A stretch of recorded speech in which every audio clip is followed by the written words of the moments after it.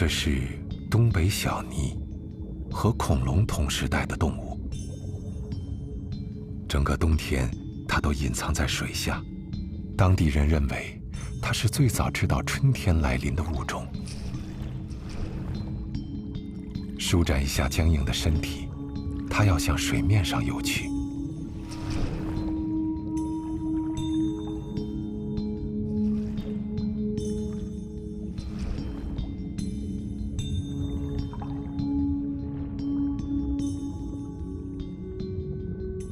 这是只雄性小鸊，占據了有利位置。它開始不知疲倦地甩動尾巴，等待雌性的到來。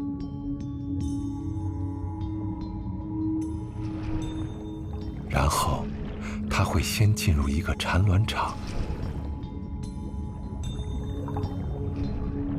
顯然，經過一個冬天的等待，每一只雄性小鸊都急不可耐地等待着。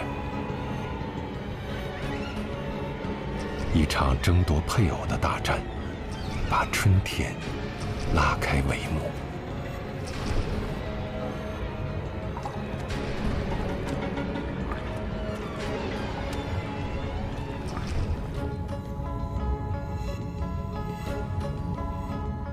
在夜幕之中，勝利者很快播種了自己的勇氣。